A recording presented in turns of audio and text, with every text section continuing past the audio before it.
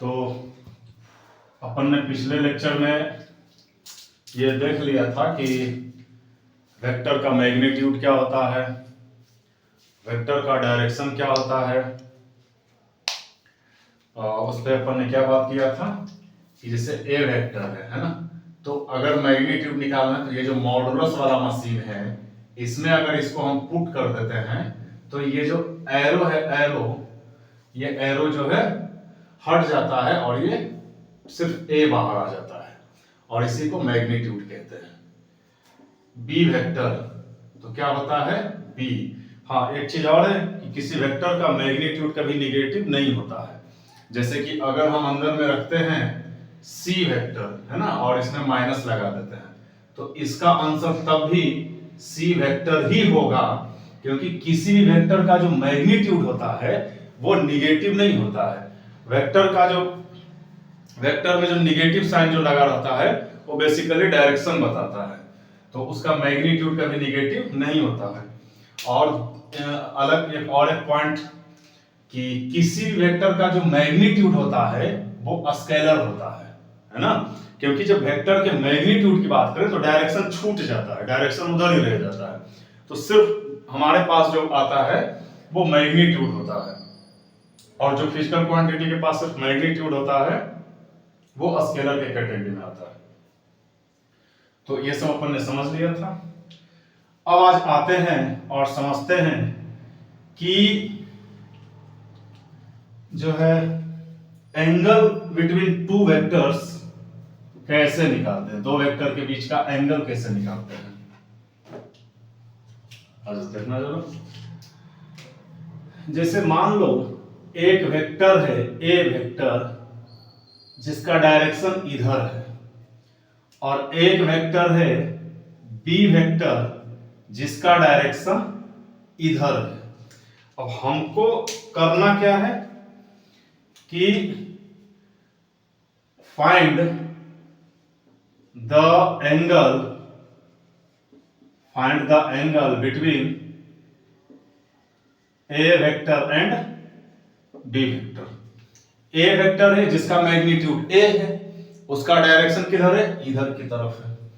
एक vector B है जिसका मैग्नीट्यूड कितना है बी और उसका डायरेक्शन किधर है नीचे की तरफ, इंक्लाइन सरफेस की तरफ, इंक्लाइन की तरफ।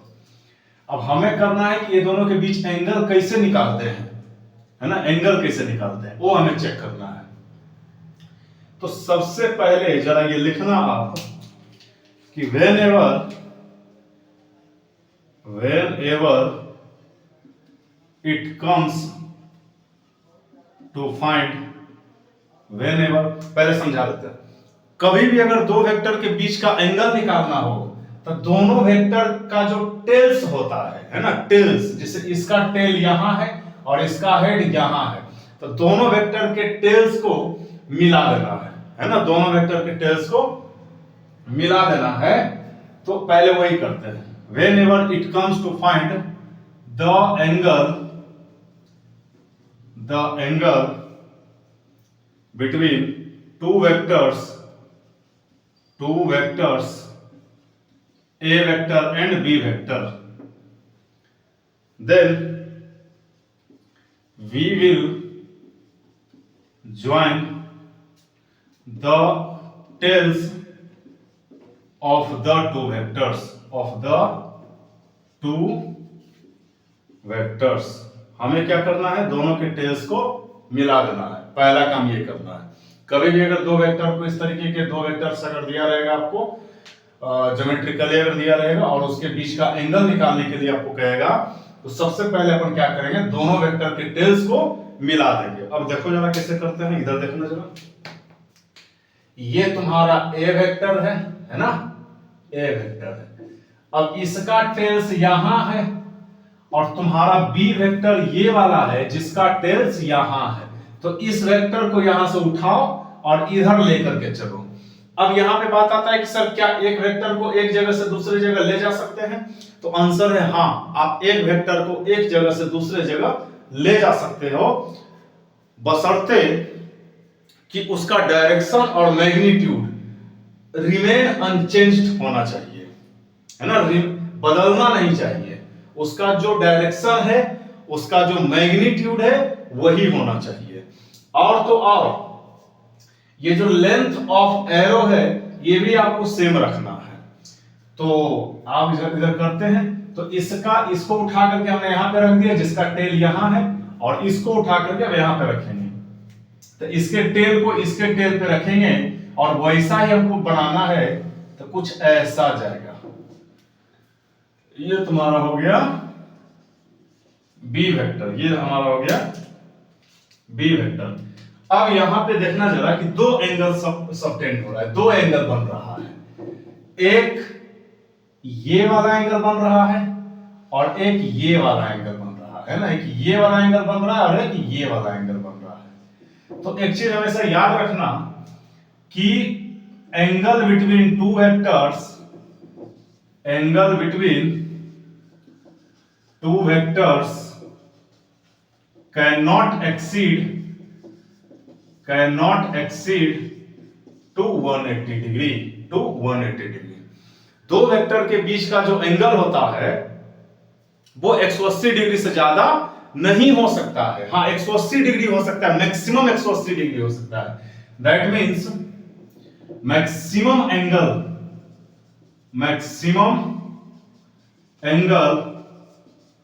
between two vectors will be 180 degree and minimum angle between two vectors will be 0 degree। दो वेक्टर के बीच का एंगल या तो ध्यान से देखना, ये जो होता है देखो, ये जो होता है ये अपोजिट है ना, ये दोनों कैप्स एक दूसरे के अपोजिट, तो ये हो गया 180 डिग्री।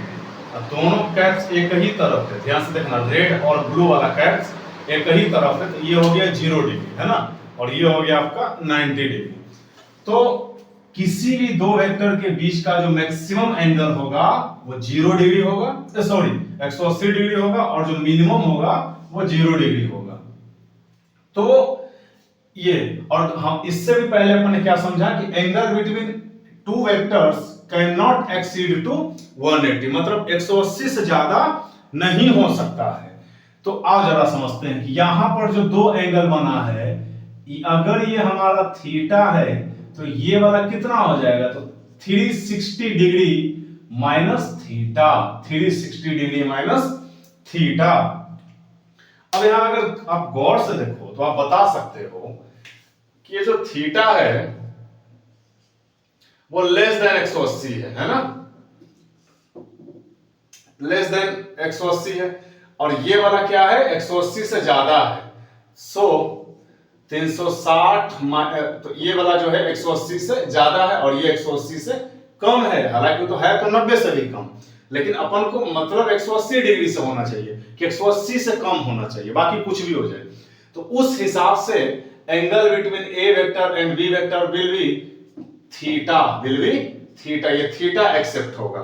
तो सो यहां पे हम लिख देते हैं आपका कि सो in the above angle between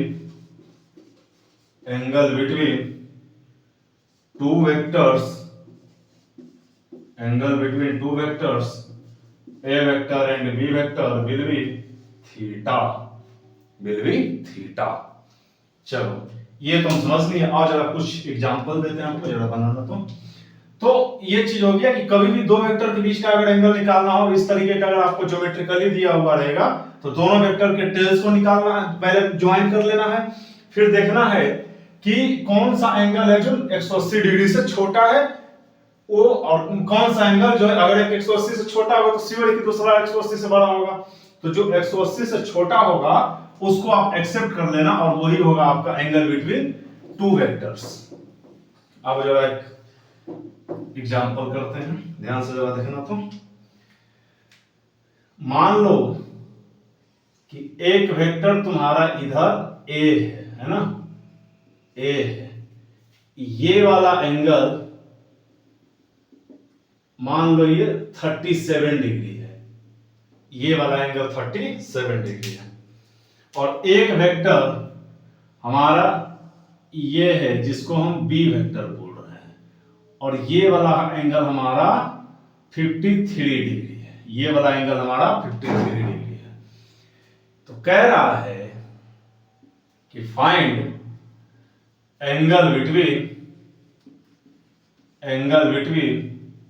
A vector and B vector, find angle between A vector and B vector.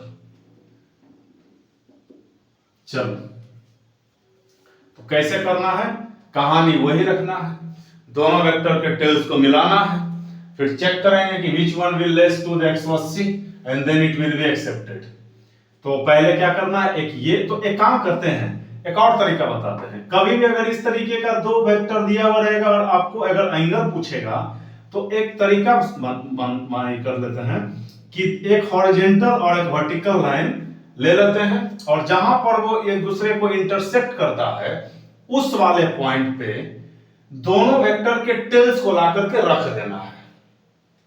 हमने क्या बोला, जरा ध्यान से समझना। कभी भी अगर इस तरीके का क्वेश्चन आपको दिया हुआ रहेगा, मतलब दो वेक्टर के बीच का अगर एंगल निकालना हो, तो पहले क्या करेंगे, एक एक्स एक्सिस जैसा लाइन खींचेंगे और एक वाई एक्सिस जैसा लाइन खींचेंगे, और जिस पॉइंट पर दोनों एक दूसरे के को इंटरसेक्ट करेगा, अमूमन उसको ओरिजिन कहते हैं, ओरिजिन पर ला करके दोनों वेक्टर के टेल्स को रख देना है, बस रख देना है, आपको कुछ नहीं करना है, दोनों वेक्टर के टेल्स को ला करके रख देना है। तो अब जरा ये पहले काम करते हैं, ये हो गया हमारा। यहां पर पहले ए वेक्टर को लाते हैं, तो ए वेक्टर का टेल यहां पर है, इसका टेल जब यहां रखेंगे तो ये कुछ ऐसे जाएगा, है ना, ये तुम्हारा ए वेक्टर हो गया। ध्यान से देखना, ये जो 37 बना रहा है ये वर्टिकल वाला लाइन से बना रहा है ना, वर्टिकल, ये इस लाइन को वर्टिकल कहते हैं।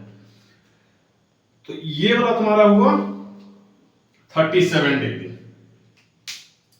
और अगला जो दिया हुआ है बी वेक्टर, उसका टेल ये वाला है, और ये वाला पॉइंट को जब यहां पे रखेंगे तो वो तो उधर जा रहा है, तो इस हिसाब से ये भी इधर जाना चाहिए। तो ये हो गया तुम्हारा बी वेक्टर। अब ये जो है हॉरिजॉन्टल, इस वाले लाइन से, कहने का मतलब एक्स वाले लाइन से 53 बना रहा है, तो यहाँ एक्स वाला लाइन ये है, तो इससे 53 बना रहा है ना, इससे 53 बना रहा है, इससे 53 बना रहा है। तो अब जरा देखो, आप गौर से देखना कि ये 37 से तो ये कितना होगा, 90 माइनस 37, कहने का मतलब 53 डिग्री, है ना।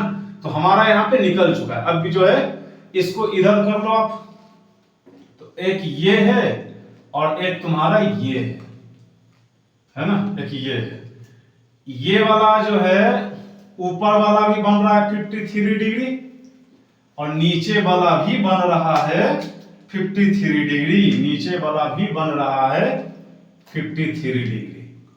तो ये एंगल ये वाला बना जिसमें 106 डिग्री हुआ, और एक एंगल ये वाला होगा, है ना। तो ये वाला कितना होगा, तो 360 माइनस 106, तो कितना हो गया बोलो, 254 डिग्री। कितना हुआ, 254 डिग्री। तो अब बताओ कि ये वाला दो वेक्टर के बीच का एंगल होगा या फिर ये वाला होगा। सॉरी, यहां पर उल्टा लिख दिया, ये वाला आपका ए वेक्टर है और ये वाला आपका बी वेक्टर है। अब जरा बोलो, here angle between two vectors A vector and B vector will be 106 degree, और ये आपका आंसर हो गया। क्लियर? चलो जल्दी से आप ये लिखो, फटाफट लिखो।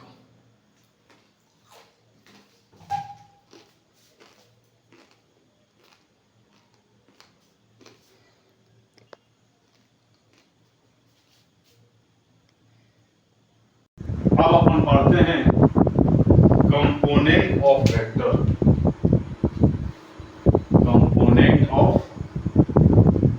कंपोनेंट ऑफ वेक्टर, वेक्टर का कंपोनेंट है ना।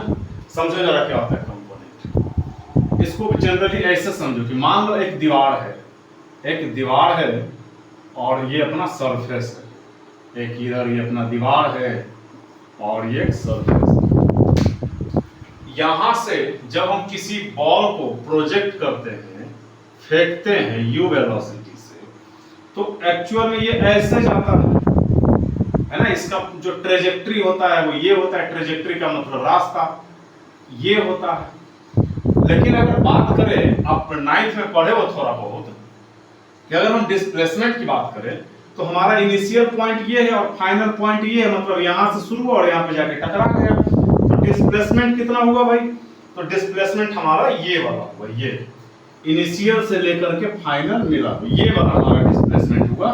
इतना डिस्प्लेसमेंट हुआ यहां से लेकर के यहां तक, ये हमारा डिस्प्लेसमेंट है, जिसको एस वेक्टर कहते हैं, है ना। बॉल को हमने यहां से प्रोजेक्ट किया, ऐसे प्रोजेक्टाइल मोशन के तहत उसका जो इस तरीके का पाथ फॉलो किया, जिसको प्रोजेक्टाइल मोशन में, जिसको पैराबोलिक पाथ है। तो डिस्प्लेसमेंट की बात करें तो हमारा नेट डिस्प्लेसमेंट यहां से शुरू हुआ और यहां पे खत्म हुआ, तो उसको मिला दिए कि हमारा नेट डिस्प्लेसमेंट हो गया। लेकिन गौर करो कि अगर हम तुमसे पूछेंगे कि क्या ये बॉल जब हम यहां से इसको फेंके थे तो बॉल किधर जा रहा था, आप समझना जरा। क्या ये बॉल कभी यहां पर था, फिर बॉल यहां पर आया, फिर बॉल यहां पर आया? तो आप ऐसे समझो कि जब बॉल यहां पर था तो x के तरफ इतना चला, है ना, और y के तरफ इतना चला, इतना x के तरफ इतना चला, y के तरफ इतना चला। जब बॉल यहां पहुंचा तो x के तरफ इतना चला और y के तरफ इतना चला। गौर से देखना जरा, एक बहुत अच्छी बात बता रहे हैं हम। फिर जो है हम ये वाले पॉइंट की अगर हम बात करें तो x के तरफ इतना चला, y के तरफ इतना चला।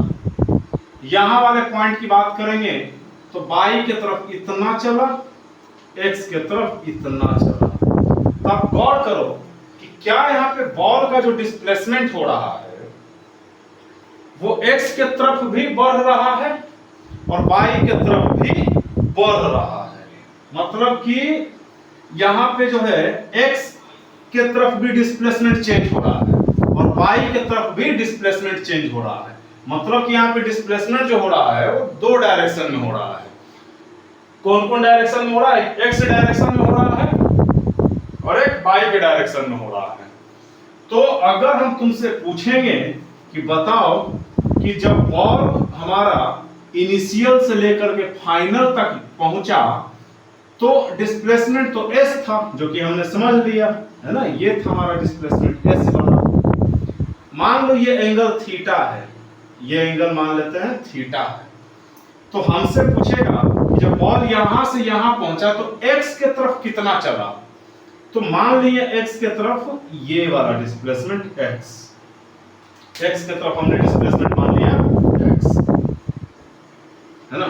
ये x, ये क्या है? ये magnitude of displacement, magnitude of displacement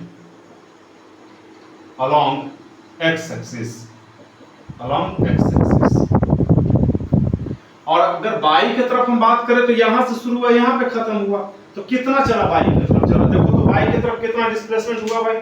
तो y वाला लाइन में आप गौर करो तो यहां पे शुरू में था, लास्ट में यहां पे था, तो y की तरफ तो इतना ही ना चला जी। ऊपर में कितना गया? ऊपर तो इतना ही गया, ऊपर तो इतना ही गया, और इधर की तरफ इतना गया, इधर की तरफ इतना गया हमारा, है ना।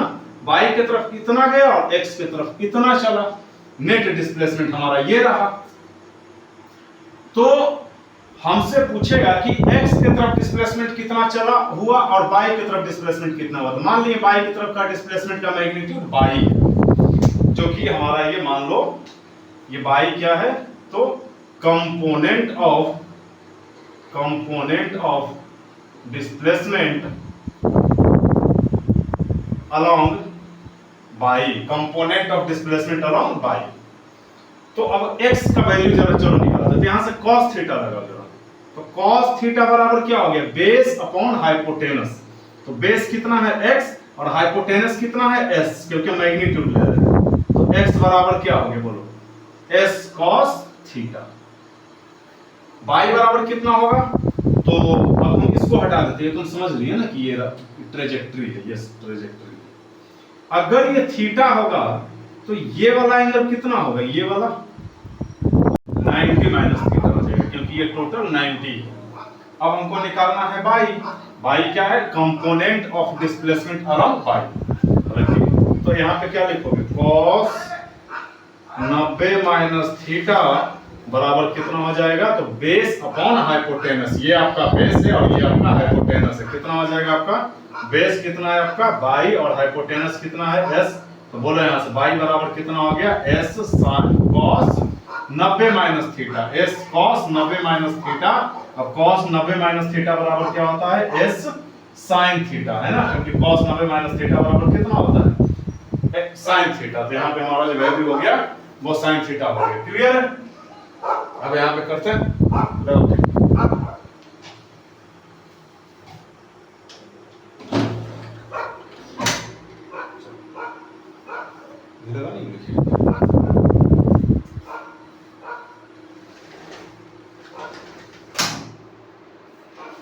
तो ये हो गया s sin थीटा।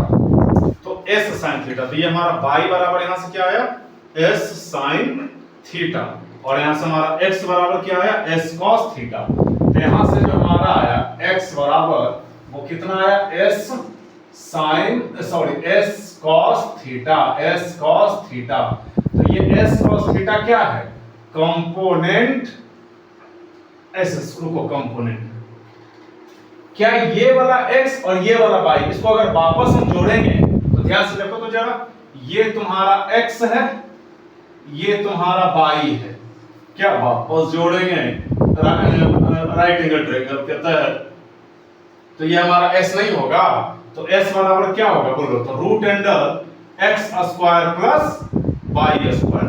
तो वापस अगर हम s और x को जोड़ते हैं तो हमें क्या मिल रहा है, s मिल रहा है। इसका मतलब कि जो ये डिस्प्लेसमेंट जो s है वो किससे मिलकर बना है, x और y से, x डिस्प्लेसमेंट और y डिस्प्लेसमेंट से मिलकर के बना है।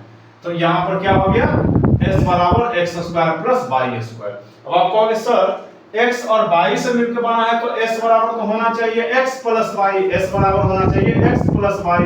तो आपको मालूम होना चाहिए कि डिस्प्लेसमेंट जो होता है वेक्टर होता है ना, तो उसका जो कंपोनेंट होगा x की तरफ वो भी तो वेक्टर है होगा, कंपोनेंट जो होगा y की तरफ वो भी तो वेक्टर है होगा। तो आप जानते हो कि वेक्टर को हम सीधे सीधे जोड़ नहीं सकते हैं, इसीलिए ये गलत है। चलो अब यहाँ पे आ जाओ जरा, तो ये हमने समझ लिया। तो x बराबर क्या है हमारा, s cos थीटा, और y बराबर क्या आया, s sin थीटा। तो s cos थीटा क्या है, तो s cos थीटा जो है वो डिस्प्लेसमेंट का एक हिस्सा है ना, डिस्प्लेसमेंट का एक हिस्सा है, दो कंपोनेंट से मिलकर बना है x और y से, जिसमें x एक हिस्सा है और y दूसरा हिस्सा है। तो इसको कह सकते हो part of displacement, part of displacement along x axis. अब ये जो पार्ट लिखे हैं ना यही कंपोनेंट है, यही क्या है, कंपोनेंट। कंपोनेंट का मतलब हिस्सा, कंपोनेंट का मतलब टुकड़ा। और यहां पर जो y बराबर s sin थीटा है ये क्या है, ये है तुम्हारा part of displacement, part of displacement along y axis, along y axis. अब ये जो पार्ट है यही है तुम्हारा कंपोनेंट। पार्ट कंपोनेंट कॉन्स्टिट्यूएंट्स सब एक ही है ना, उसका मतलब होता है टुकड़ा। तो आप सीधा सीधा आप समझ सकते हो कि कंपोनेंट का मतलब क्या होता है, टुकड़ा होता है ना, ये समझ लीजिए। तो अब यहां से जरा इसको हटाते हैं और इसको थोड़ा सा नॉर्मलाइज इसको करते हैं, जरा देखना तो इसको जरा हम नॉर्मलाइज करते हैं कि हमारा इधर की तरफ डिस्प्लेसमेंट था s वेक्टर है ना, और ये वाला एंगल हमारा था थीटा। तो x की तरफ कितना डिस्प्लेसमेंट आया, तो यहां से परपेंडिकुलर गिरा देंगे। तो ये जो लंबाई था हमारा कितना था, s cos थीटा, बाई की तरफ डिस्प्लेसमेंट अगर पूछेगा, इधर की तरफ डिस्प्लेसमेंट पूछेगा तो यहां से परपेंडिकुलर गिरा देंगे। तो ये वाला क्या हो गया, हुआ था हमारा एस साइन थीटा, जो कि बाई बराबर था और ये एक्स बराबर था। तो यहां से एक चीज गौर करना आप कि यहां पे देखो तो एस कॉस थीटा और एस साइन थीटा के बीच का एंगल कितना है, तब बोलोगे सब 90 डिग्री है। कितना है, 90 डिग्री है। तो जब दो कंपोनेंट के बीच का एंगल 90 डिग्री होता है, ऐसे कंपोनेंट को रेक्टेंगुलर कंपोनेंट कहते हैं। क्या कहते हैं, रेक्टेंगुलर कंपोनेंट कहते हैं। रेक्टेंगुलर कंपोनेंट कहते हैं। जब दो कंपोनेंट के बीच का एंगल 90 डिग्री हो तो वैसे कंपोनेंट को रेक्टेंगुलर कंपोनेंट कहते हैं। तो उस हिसाब से here x vector and y vector, क्योंकि यहाँ वेक्टर हमने इसलिए नहीं लगाया कि हम इसका सिर्फ मैग्नीट्यूड हम लिख रहे थे ना, वो हम डायरेक्शन दिखा रहे थे कि इस दिशा में है और यहाँ पे इस दिशा में है, इसलिए हम सिर्फ मैग्नीट्यूड लिख रहे थे। Here x vector and y vector are rectangular component to each other, एक दूसरे का कैसा कंपोनेंट है, तो रेक्टेंगुलर कंपोनेंट है। क्यों, क्योंकि दोनों के बीच का एंगल कितना है, 90 डिग्री है। दोनों के बीच का एंगल कितना है, 90 डिग्री है। अब एक बात बताना जरा, कभी भी अगर तुमसे कोई रेक्टेंगुलर कंपोनेंट पूछेगा ना, कभी जनरली, हालांकि हमारे फिजिक्स में ज्यादातर केस में क्या 100% मान सकते हो आप, कोई इशू नहीं है ना, लेकिन अब ऐसे बताओ जरा जनरली कि किसी वेक्टर के कितने कंपोनेंट्स हो सकते हैं, तो इनफाइनाइट कंपोनेंट्स हो सकते हैं। कितने कंपोनेंट्स हो सकते हैं, इनफाइनाइट। क्यों, क्योंकि थीटा पे s cos थीटा हुआ, तो यहां से यहां तक टोटल एंगल है जी थीटा, लेकिन अगर टुकड़ा में करेंगे तो इनफाइनाइट एंगल्स हमारा आएगा। तो हर एक एंगल का एक अपना इंडिविजुअल कंपोनेंट आ रहा है। यहाँ इसको कितने पार्ट में एंगल को ब्रेक कर सकते हैं, तो इनफाइनाइट पार्ट में ब्रेक कर सकते हैं, और हर एक इंडिविजुअल एंगल के लिए एक इंडिविजुअल तुम्हारा कंपोनेंट है, इसलिए यहाँ पे इसके बीच में इनफाइनाइट कंपोनेंट्स आ सकता है, इसके बीच में इनफाइनाइट कंपोनेंट्स आ सकता है। इसलिए किसी भी वेक्टर के कितने कंपोनेंट्स हो सकते हैं, तो इनफाइनाइट कंपोनेंट्स हो सकते हैं। कहोगे सर यहाँ तो आप दो ही लिखे, ये रेक्टेंगुलर कंपोनेंट हमने लिखा है ना, रेक्टेंगुलर तो दो ही होगा। तो यहाँ पे जो है हम ये बोल रहे थे कि जनरली रेक्टेंगुलर कंपोनेंट ज्यादा पढ़ना होता है। तो in case of rectangular component, in case of rectangular component, one of them will be in the form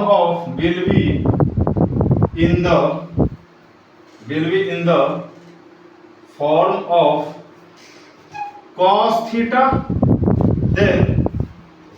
then another will be in the form of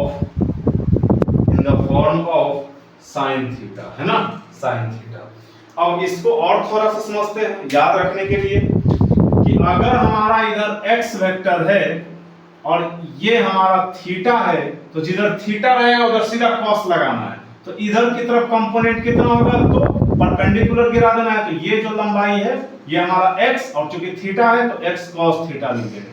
इधर की तरफ पूछेगा तो इधर परपेंडिकुलर गिरा देंगे यहाँ पे। तो ये जो लंबाई आया हमारा, ये y बराबर, ये हमारा क्या है, ये एंगल कितना है, तो 90 माइनस थीटा। तो यहाँ पे क्या लगा देंगे, x cos 90 माइनस थीटा, है ना। हमेशा कंपोनेंट को cos में ही लेना, क्योंकि आपके लिए वो रेक्टेंगुलर कंपोनेंट रहेगा, और रेक्टेंगुलर में जो है सीधा cos लगा देना। तो y बराबर क्या हो जाएगा, x, और cos 90 माइनस थीटा क्या होता है, sin थीटा। तो y बराबर क्या हो गया, x sin थीटा। उसी तरह से जरा यहाँ पे बताना तो कि अगर मान लो कि इधर की तरफ तुम्हारा 10 न्यूटन है, इधर की तरफ तुम्हारा 10 न्यूटन है, कोई फोर्स है जो कि 10 न्यूटन लग रहा है, जो कि 10 न्यूटन लग रहा है, और ये एंगल तुम्हारा 37 डिग्री है। तो आपको निकालना है find the component of 10 Newton along x axis and y axis। x हमारा ये हुआ, y हमारा ये हुआ, है ना। तो सीधा सीधा क्या करेंगे, वही फंडा यहाँ पे अप्लाई कर देंगे। ये हमारा क्या है, 10 न्यूटन। तो इधर निकालना है तो ये थीटा है, तो ये क्या हो जाएगा इधर इधर 10 cos थीटा। कितना होगा, तो इतना परपेंडिकुलर गिरा देना है। इधर y की तरफ हमको निकालना है तो y पर परपेंडिकुलर गिरा देंगे।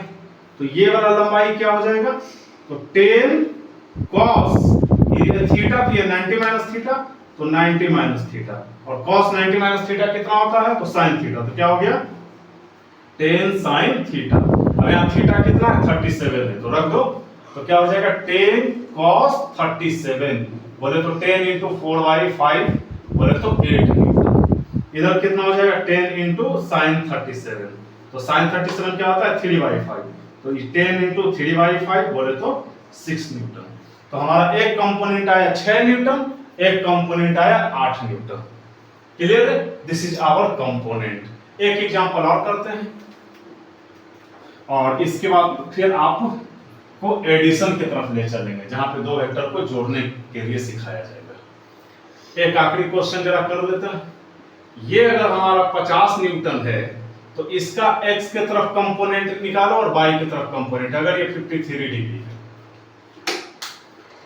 ये जरा आप बताना, जरा कमेंट में जरा करके बताना कि इसका x की तरफ कंपोनेंट क्या होगा और y की तरफ कंपोनेंट कितना होगा। Find the component of 50 Newton along x axis and y axis. आप ये कमेंट में जरा डालना, है ना। चलो, और नेक्स्ट वीडियो में आपको एडिशन सिखाएंगे, तो आप हेडिंग लगा सकते हो अपने कॉपी में, ये बना लेना, उसके बाद आप हेडिंग लगा देना एडिशन ऑफ वेक्टर। आप हेडिंग लगा देना एडिशन ऑफ वेक्टर। इसके बाद फिर जो है क्वेश्चन का हम पीडीएफ भेजेंगे, सब्सक्रिप्शन में हम आपका जो है पीडीएफ भेज देंगे, वो बनाना। पहले एडिशन सीख लेते हैं, तो एडिशन ऑफ वेक्टर ये हेडिंग डाल देना, है ना। ये क्वेश्चन जब बन जाए या एक पेज छोड़ करके आप सीधा एडिशन हेडिंग डाल लो, एडिशन ऑफ वेक्टर। चलो नेक्स्ट वीडियो में इसको समझते हैं। चलो।